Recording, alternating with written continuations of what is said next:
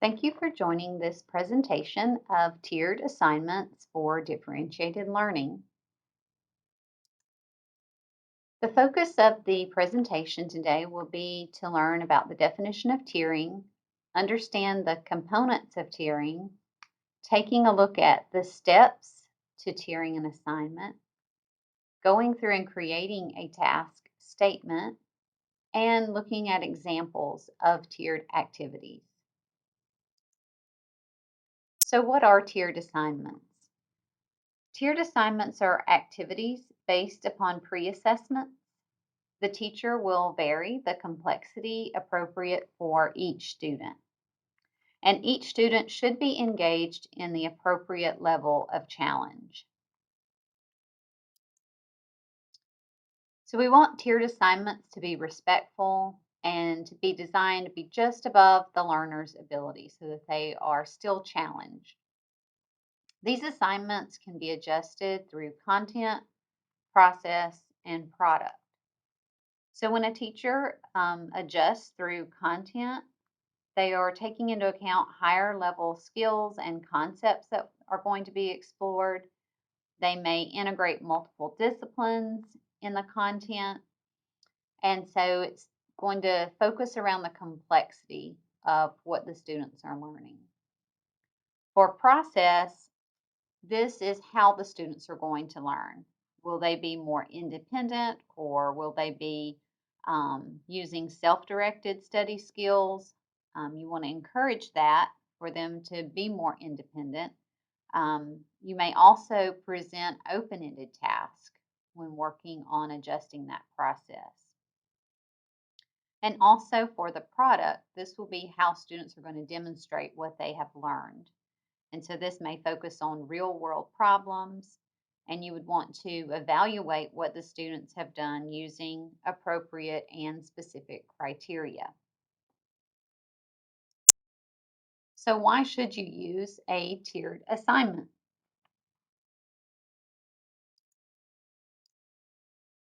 Tiered assignments should be used to respond to the different learning needs of students in your classroom and to be sure that students are appropriately challenged and to make sure that the assignment is focused on the concept and that it's maximizing learning. At times, a highly capable learner may need to work at a slower pace or engage in simpler tasks. And at other times, they may need to work at a faster pace and engage in a more complex task. So, this continuum for planning will assist you when you are trying to adjust your content, process, and product. Over time, learners will need to move toward the right end of the continuum. Students that are gifted in a subject or a topic area will function toward the right end of the continuum. So let's just take a look at a few of these. For the first one, for simple to complex, that is taking into account what types of resources the students would be using, um, the research skills that they have, problems that they're going to grapple with. And so you may start out with simple ideas and move to more complex. You want to take students from more concrete examples and applications to more abstract. You want students to start out working with more closed ideas, solutions, decisions, approaches, and then become more open. So that's again getting those kids to um, think more broadly. You want them to work toward gaining greater independence in their learning, their decision making, designing their own task, planning out their work. And then you also want to try and move them more to a quicker pace of study and pace of thought. So these will take time, but over the course of the time that the student is with you, you should see some growth and movement toward that right end of the continuum. So, how would you get started with tiered assignments? So, you would have to decide what needs to be adjusted based on the activity and think about the needs of your students as you determine these adjustments. You may only adjust one of these things, or you may adjust more than one thing. And that will depend on your comfort level and this amount of success you're having with tiering assignments. And so the more comfortable you become, the more things you may want to adjust, and you'll feel more comfortable adjusting. So you could adjust the materials that students will use, how they're going to express their learning, the level of complexity, the thought processes that they will need to use, how much structure is given to the task, the number of steps that it's going to take to complete it, and the amount of time, and then how much dependence will the student need on you as the teacher. And so you can refer back to the continuums for planning as you start to tier your activities.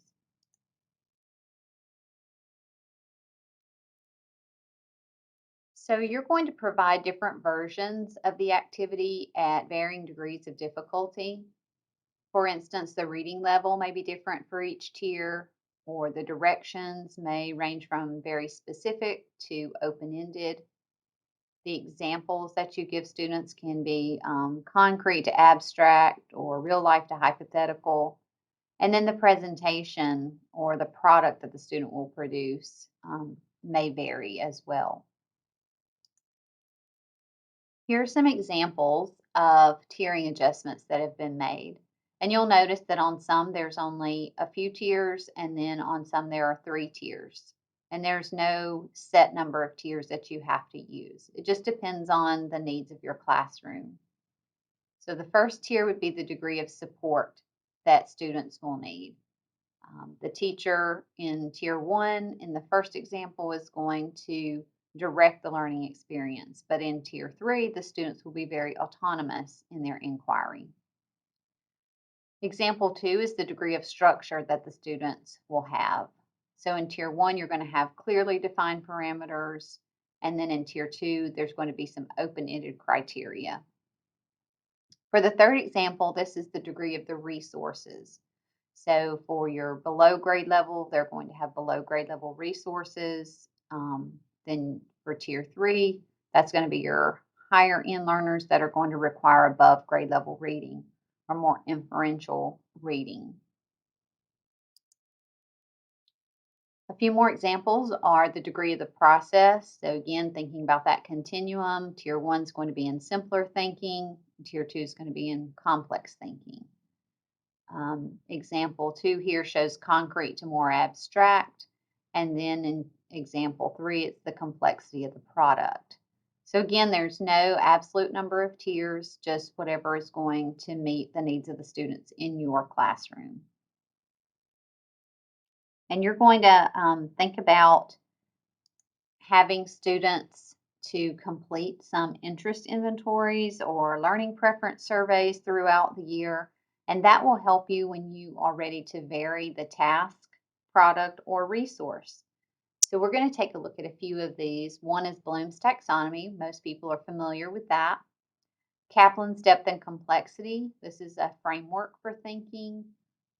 Then thinking about student interests, what are their hobbies, what are their extracurricular activities that they're interested in, multiple intelligences, and learning preferences. And so you may have to survey your students multiple times throughout the year rather than just doing it at the beginning of the year and then not thinking about that again, because student interests can change periodically. And so you want to make sure that you are knowing what your students are interested in if you're going to think about tiering by interest. And even their learning preference might change when they're exposed to something new. So Bloom's taxonomy has different levels of thinking. We want students to move toward the upper levels of thinking, just like in the continuum. We don't want students to stay in just the remember and understand levels. We really want them to be working in those higher levels of analyzing and synthesizing and evaluating and creating. And so you'll see some verbiage here for what students will be doing in each level of Bloom's. And you can use those verbs to help make your task a little more complex or a little less complex. So if you were just asking students to be working in the remember level, then you would just ask them to list or repeat or state things. But then when you move up to evaluating, then students are arguing and defending their answers and supporting and critiquing and weighing different options. And so we want to move students to that continuum of higher level thinking. This is not an exhaustive list of vocabulary and verbs that you can use when tiering questions and assignments, but it just gives you a quick go-to to get started. And so I started with the comprehension on the left, and then if you take just one of these rows and move across, you can see how the thinking level increases. So if you're under comprehension and you look at identify, then you move to application. Students are actually going to demonstrate. And then in the analysis phase, they have to infer. And then for synthesis, they're going to generalize. And then for evaluation, they're going to determine. So you can see how students are thinking a little bit more complex as you move across that continuum. The depth and complexity framework is a framework for thinking. It's not a program. And it involves these icons that prompt students to think in a certain way. This framework was developed by Dr. Sandra Kaplan and Betty Gould. And you can learn more about this framework at J. Taylor and Associates. I will be doing a quick overview of the icons, but there are icons for depth, and then there's icons that are for complexity that make students think a little bit harder. And these icons can be used individually or combined to even get students thinking at even more complex levels. So this is a chart that just shows you the icon and the definition, and then there's some prompts that help you understand how that icon might be used when you're creating a task statement or asking students to use that icon to think in certain ways. So the mouth stands for language of the disciplines, and so that's any specialized vocabulary that a disciplinarian might use in a specific area of study. It might be a skill or a task that someone would need to be able to do in order to complete a task in a specific discipline. The flower icon represents details, and that's specific characteristics or facts or concepts about a concept or idea. For patterns, you've got this little Z shape with the circles, and this is any kind of recurring event or repeated feature or any kind of repetition that occurs in the content that you're having students to look at, whether that be math or whether it be an author's writing style. For trends, you've got this little graph almost looking icon, and this is referring to factors that are going to influence events. So what kind of forces or course of action, what are some fads? So this can be applied to lots of different areas of study. The question marks represent unanswered questions. That could be things that the student still has questions about. It could be unexplained ideas. It could be discrepancies or dilemmas. There's a lot of different ways that you can use that icon. For the rules, this is more of like a tree branching diagram. That's what it looks like to me. This is natural or man-made structure, the order of things, laws, explanations. So you can use rules for lots of different areas of study. I'm sure you've kind of been thinking of some ideas as I've gone through each one of these. And then the remainder of the icons include ethics, which is represented by the little diamond partially colored in. And these are controversial issues, differing opinions, bias, prejudice, discrimination, lots of things that you can do with current events with that one. Just a lot of different ways to use that icon. For big ideas, this looks like the little house or building. And so you've got your idea supported by your columns there, and this represents overarching concepts, generalizations. Um, Big ideas represent um, the facts and concepts from an area of discipline of study. And so you could use this to connect learning to support ideas. This one can even be used as its own graphic organizer, which is a great use for that one. And then we have over time, which is represented by past, future, and present in a circle. And this just represents that change can happen over time and can change how we view things. So, looking at past, present, and future, and applying ideas from past, present, and future. The glasses represent perspective. So, this is the way that we look at things, different viewpoints, our interpretation of things. So, great one to use with students. And then the last one is across disciplines. And these are any connections that students can make across areas of study, um, just anything that brings subjects together, shows those relationships. So those are the icons, and those are a great way to um, build complexity and depth in thinking. And so we'll see how to use these in a task statement in just a few minutes. So we're going to take a look at the 5 steps to tiering. And the first step would be to choose your concept, your skill, objective, or generalization that you're going to have students focus on and that you want them to show mastery of. As students work, you're going to have them show you how they are ready or what their interests are. So you're going to need to assess students' profile, readiness, and interest for the subject area that you chose. And then you're going to create a base or grade level activity or project that is going to be focused on that concept that you chose in step 1. Once you have your base activity, then you can adjust for the different levels in your classroom. And you may need help from your gifted specialist if you're the classroom teacher or your special education teacher. They can help you adjust up and down for your students. And then you're going to match your students to the appropriate tiered assignment.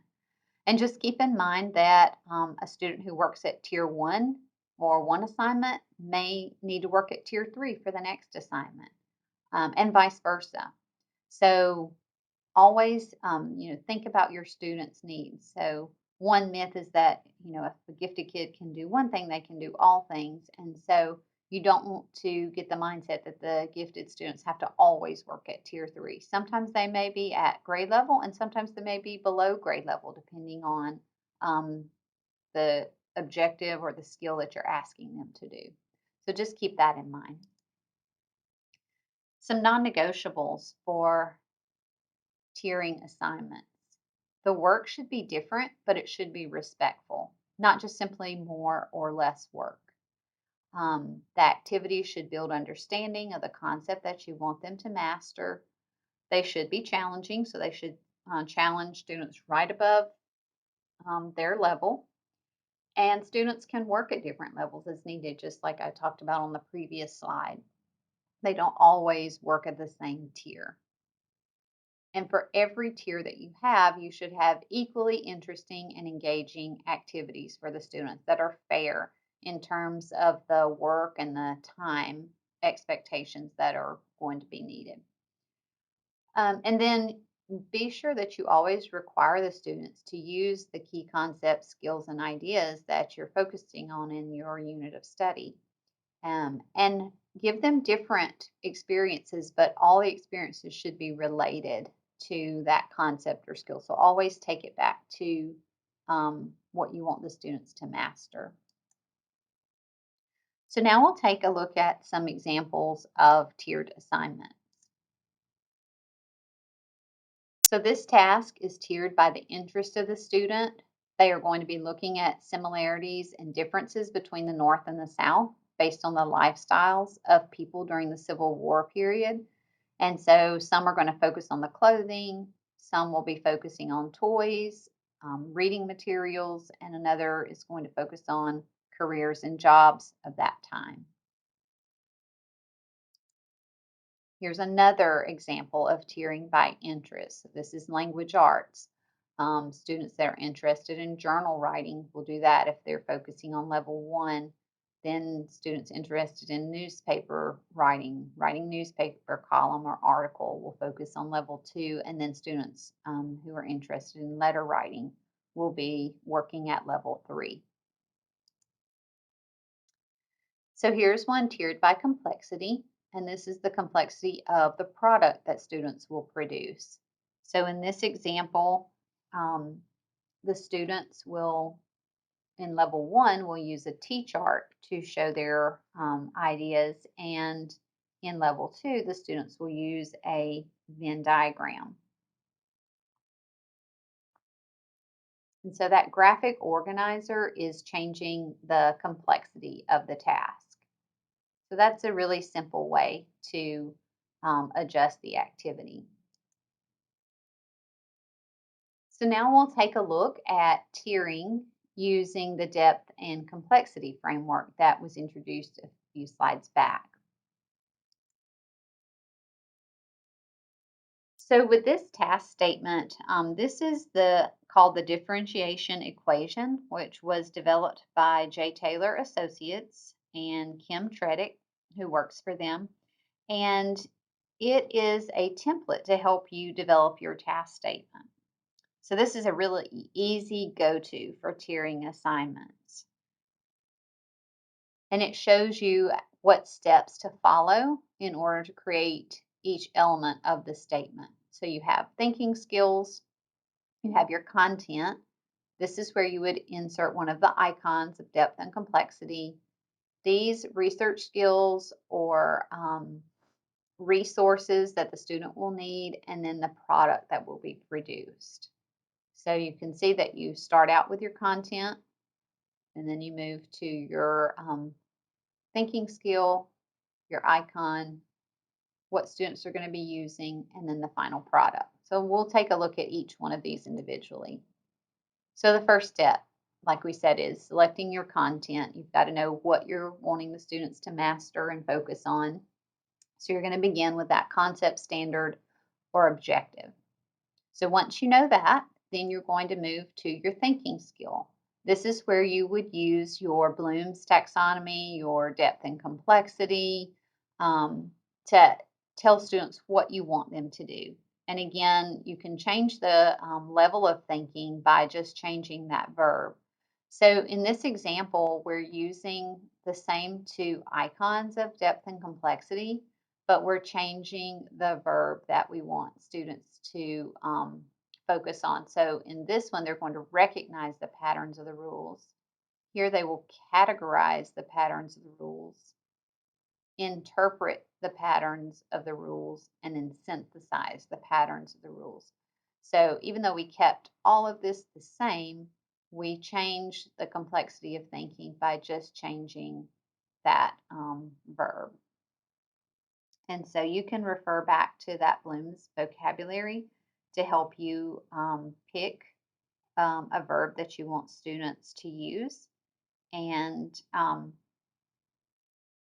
you don't have to use 2 icons. You could just use one, but that was just the example being used. So the third step is then to choose the icon that you want to use. You can refer back to the icon chart. You can differentiate the frame of thinking by choosing one or more icons for the task statement. So if you're just starting out, you would probably want to just select one icon, and then as you become more comfortable with using the icons, then feel free to combine those icons. And there are numerous ways to combine the icons to help students focus their thinking. The fourth step is to decide what resources or skills that students are going to need to complete the task. You can have advanced resources such as primary source documents or advanced graphic organizers to help you differentiate that task. And then the last step is your product. What do you want the students to produce? The product may be differentiated to allow for more open-ended responses and creation from the student. And always remember that when you are choosing your product, make sure that you have some criteria cards for students as exemplars so that they know what is expected for them and it will set the students up for success.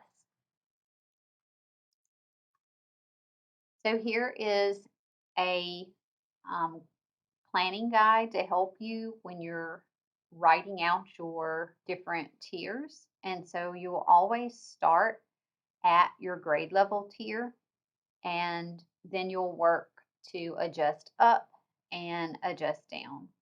So this will help you organize the task into tiers. A team that consists of the general education teacher, the gifted specialist, the special education teacher, and other staff in your building that could help you with strategies and adjusting could be on that team. And they will all collaborate to help develop the tiers. So you as the classroom teacher might develop the grade level tier, and then you might go to your gifted specialist to help you do the above level tier, and then visit your special education teacher or your EL teacher to help you with below level and above level. So, all those staff members can help you with strategies for any level of the tier if you're having trouble coming up with that. So it's also important to remember that only one element may change in the tiers for one activity, while multiple elements may change in another activity. So as you become more comfortable with tiering, then you may be more comfortable changing multiple aspects of the tiered activity. When you're first starting out, you may just want to try it with only changing one thing.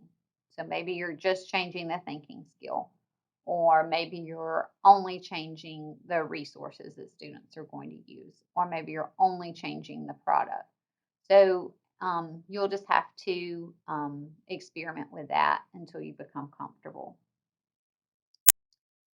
So here's an example of going through the task statement and choosing different pieces and parts to create the task statement. So first of all, you're going to focus on your content. So in this example, author's purpose and craft is the standard that's being focused on. Um, the teacher chose prove with evidence.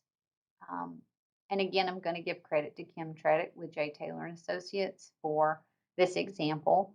And so they're going to be proving with evidence, author's purpose and craft. They're going to focus on multiple perspectives and big ideas right here in where they're choosing their icons. And then the resource that they will use will be a variety of text, and then their product will be a paragraph. So let's take a look at how putting all of these things together will create our task statement. Students will prove with evidence the author's purpose using multiple perspectives and big ideas. Students will use a variety of text in order to write a paragraph to share their ideas. So this is what the student would see. This slide is what you will use to plan, and then the students will see the written out statement of what they're expected to be able to do. And so here's that same task statement, but it's been adjusted for an above level tier. So staying with author's purpose and craft, that will stay the same because everyone is going to try to focus on that. Judge with criteria, so that was changed from the previous one. So where we had prove with evidence, now we're judging with criteria. The thinking, the icons also changed. So now we're asking students to focus on language of the discipline and unanswered questions. Instead of just using a variety of text, they're going to use excerpts from the text. And their product will be to create rules related to purpose and craft. So in this level, several things were adjusted rather than just the thinking skill or the product. So this one really, bumped it up the level. So let's explore some examples of some tiered task statements. Here's one that's tiered by product. And so the at grade level will be proving with evidence the absolute value using language of the discipline and rules. And students will have to refer to the textbook to write a paragraph explaining absolute values using real world examples. And then in the above grade level, they're still doing the same thing. They're also going to be using internet resources, but they're going to create a situation where absolute value would be used. So that's an example of changing the product. Here's a history example, and this one is tiered by both complexity and product.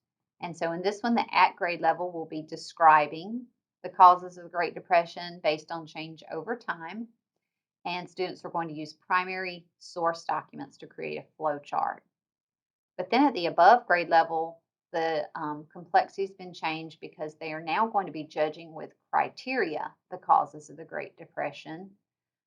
They're going to use change over time and trends, so that adjusted the complexity. And then the product has been adjusted, and they will develop a debate using primary source documents and informational text. So several things were changed, but mainly the complexity and the product was changed.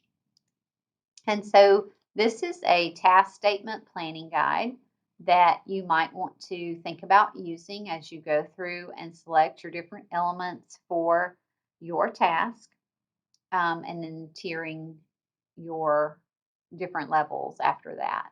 So you would start out with what your content is.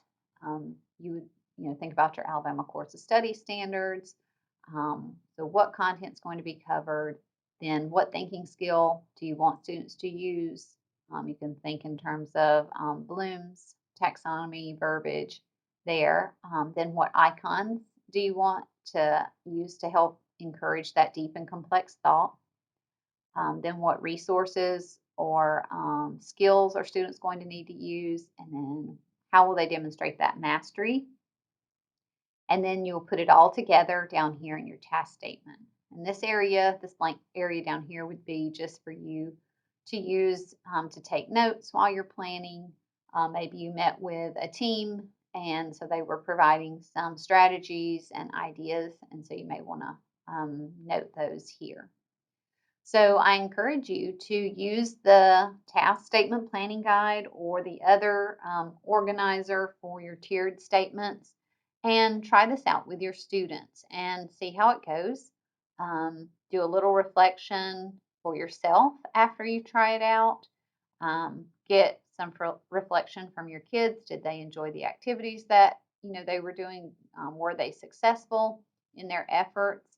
And then, share that with your gifted specialist. If you need some feedback from your gifted specialist, they can certainly help you out and help you with implementing this differentiation strategy.